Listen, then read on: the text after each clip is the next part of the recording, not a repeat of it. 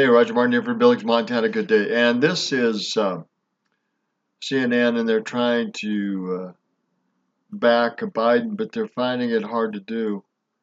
And they've got the proverbial tit in the ringer, as many of them will, and as this continues to escalate. But he didn't have a problem with that. He says it's not the same as what Trump did. Actually, it's worse. Trump didn't do anything. He didn't mention aid. He didn't mention anything about saying, hey, you do something and I'll do something in return. Had nothing to do with that whatsoever. Actually, Zelensky brought up the investigation, brought up Giuliani. They're spinning everything, trying to recover from what happened. And this is going to continue. Now, very interestingly, Mitt Romney was out there and he's saying, yes, we need to impeach, we need to impeach. And again, we go back to Q, whoever screams the loudest, they have the most to lose. And we come to find out, and this is coming out of BNL News, that Mitt Romney, his national security advisor from his 2012 campaign, sits on the board of the Ukrainian gas company.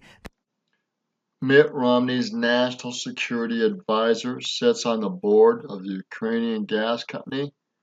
That's a bad connection. Again, Mitt Romney's got bad connections. No wonder he's yelling for Trump to be impeached, because he's got bad connections with the Ukrainian gas company. That paid Joe Biden's son Hunter Biden $50,000 a month. Coincidence? I think not. Now, we need to understand that Adam Schiff had the whistleblower complaint back in August, and he was sitting on it. Sean Davis tweeted out the following. Adam Schiff was tweeting out allegations from the rumor-mongering anti-Trump leakers complaint while claiming that he didn't have access to the complaint. The complaint was addressed to Schiff on August 12, 2019. And Sean Davis is talking about a tweet that was made on August 28, 2019. Now, here is the tweet that Sean Davis is referring to. This is what Adam Schiff tweeted out on August 29th. Trump is withholding vital military aid to Ukraine while his personal lawyer seeks help from the Ukrainian government to investigate his political opponent. It doesn't take a stable genius to see the magnitude of this conflict or how destructive it is to our national security. Now, doesn't that sound very, very similar to what the whistleblower was saying? And this was on August 29th. He received the whistleblower report on August 12th. He was using this to shape the narrative. He knew exactly what he was doing. So the whistleblower complaint was released. And guess what it shows? It shows nothing.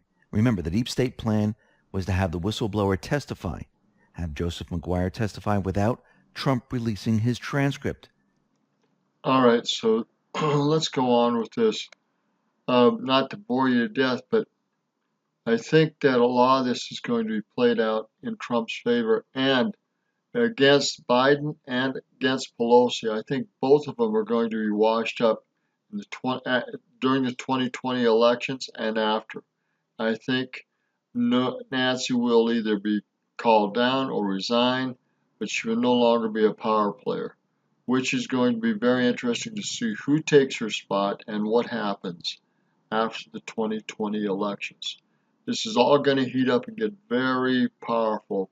And then after Trump wins the 2020 elections and other Democratic positions are lost, what is going to happen with Nancy and her position, and who's going to take over control of the party and be the head spokesman for the party? Time will tell.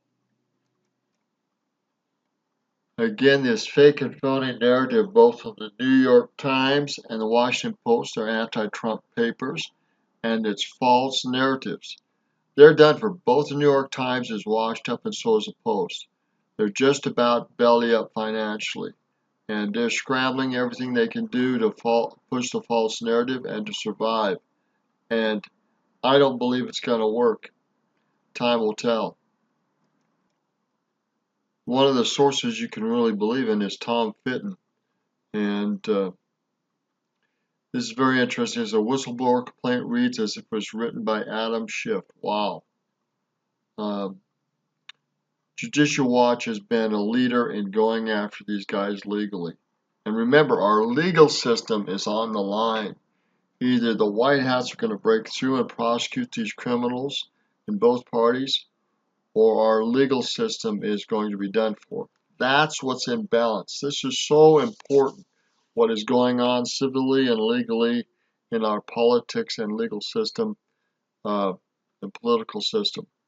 Uh, it can't be overstated how important this time in our history is. Remember, we have the original transcript, and it doesn't say anything. And even Ukrainian president refutes Deb's accusations. No one pushed me to investigate Biden, quote unquote. The origin of it all, and there is nothing there. But we have the whistleblower report that is second and third hand. John Ratcliffe, he really explains this very well. Listen to what he says. The whistleblower tells us the officials that I spoke with told me, and I was told that, and I learned from multiple U.S. officials that, and White House officials told me that, and I also learned from multiple U.S. officials that. In other words, all of this is secondhand information. None of it is firsthand information. The whistleblower then goes on to cite additional sources besides those secondhand information. Those sources happen to include mainstream media. The sources that the whistleblower bases his complaints on include the Washington Post, the New York Times, Politico, The Hill, Bloomberg, ABC News, and others. In other words, much like the Steele dossier, the allegations in the whistleblower's complaints are based on third-hand mainstream media sources rather than first-hand information. The whistleblower also appears to allege crimes not just against the president, but says with regard to this scheme to solicit interference from a foreign country in the 2020 election that, quote, the president's personal lawyer, Mr. Rudolph Giuliani, is a central figure in this effort, and Attorney General Barr appears to be involved as well. But buried in a footnote, a couple of pages later, the whistleblower admits, I do not know the extent to which, if at all, Mr. Giuliani is directly coordinating his efforts on the Ukraine with Attorney General Barr. All right, so this media is trying to get rid of several birds with one stone, one false stone. Giuliani, the AG Barr, and Trump. And yet he admits that they don't know that there's any direct connection. So it's just all crap and all false media narrative. Attorney General does know because he issued a statement yesterday saying there was no involvement. My point in all of this is, again, the transcript is the best evidence of what we have. And so that the American people are very clear what that transcript relates is legal communications. The United States is allowed to solicit help from a foreign government in an ongoing criminal investigation, which is exactly what President Trump did in that conversation. So if the Democrats are intent on impeaching the president for lawful conduct, then be my guest. I yield back. And as you can see, he just completely laid it all out. That a lot that's in that whistleblower report is completely wrong. And this individual, which we'll get to in a minute, didn't hear anything. They heard it from someone else and from the mainstream media. Trump tweeted out the following: a whistleblower with a second-hand information, another fake news story. See what was said on the very nice no-pressure call? Another witch hunt. This is coming out of the Trump war room. The president took the extraordinary and transparent steps of releasing the full unredacted and declassified transcript of his call with President Zelensky, which forms the heart of the complaint, as well as the complaint itself. That is because he has nothing to hide. The White I'm going to let it go there. But we're seeing that the heat on the news media, fake news media, and the Dems is just growing and growing. And it's not getting better, it's getting worse. 53 to 47, that's the win in the Senate. Logical thinking. You are watching D's con liberal base using hope tactics while maintaining POTUS obstruction of justice. Fake news narrative. Think 2020. Now, Trump and the Patriots, they have something else up their sleeves. And they're going to use this treaty that Bill Clinton signed as a weapon against all of them. What is this treaty? It is the treaty with Ukraine on mutual legal assistance in criminal matters. Now, Bill Clinton, he signed this in 1999, November. What does this mean? The treaty is one of a series of modern mutual legal assistance treaties being negotiated by the United States in order to counter criminal activities more effectively. The treaty should be an effective tool to assist in the prosecution of a wide variety of crimes, including drug trafficking offenses. The treaty is self-executing. It provides for a broad range of cooperation in criminal matters. Mutual assistance available under the treaty includes taking of testimony or statements of persons, providing documents, records, and articles of evidence, serving documents, locating or identifying persons, transferring persons in custody for testimony or other purposes, executing requests for searches and seizures, assisting in proceedings related to restraint, confiscation, forfeiture of assets, restitution, and collection of fines, and any other form of assistance not prohibited by the laws of the requested state. So it looks like Trump is going to have the full cooperation of Ukraine to do an investigation, and they're going to assist, which they are doing now. Now, very interestingly, a former U.S. intelligence officer who hated Trump was sentenced for spying for China. Now, this is a former Defense Intelligence Agency officer. He pleaded guilty in March to attempting to communicate, deliver, or transmit information involving the national defense of the United States to the People's Republic of China. He's going to be serving 10 years in federal prison. This is Ron Rockwell Hansen. And this individual, he's 60 years old, of Syracuse, Utah, was arrested on June 2nd, 2018, on his way to Seattle-Tacoma International Airport in Seattle, Washington, as he was preparing to board a flight to China while in possession of secret military information. And what's very interesting about this is that U.S. Attorney John Huber of the District of Utah said the following: "The Hansen case is an example of what will happen to those who violate the public's trust and risk our national security by disclosing classified information." Now that's Huber saying this. Wow, that's big. That's big. Never knew. This is all coming to a head, guys. He was part of all of this. Now think about Huber being in Utah. What's in Utah? Well, the NSA data center. Remember, Huber is looking through all the information in this area. And think about all the sealed indictments. Most of them are going to be unsealed. Some of them may not, but a lot of them probably have to do with this, because there is a huge amount of treasonous crimes being committed in the United States. And those who were in power allowed this to happen. Why? Because they were doing it themselves. Now let's talk about climate change and the predictions the scientists have made over the years. The Epoch Times, they put out a list of failed predictions going back like 80 years. And these are all the newspaper headlines. Now, the Epoch Times is a great paper. I recommend that you subscribe to it. I will in time. In 1939, they were talking about an Arctic meltdown. All the glaciers in eastern Greenland are rapidly melting. This came out of the Harrisburg Sunday Courier. This was reported on December 17, 1939. Have they all melted? No. This is from 1952. The glaciers of Norway and Alaska are only half the size they were 50 years ago. This was an Arctic expert, and they're going to continually shrink. Have they? Once again, no. Then we had the population bomb, and we had Ehrlich, a Stanford University biologist and author of The Population Bomb, proposed lacing staple foods and drinking water with sterilizing agents to cut the growing population of the United States.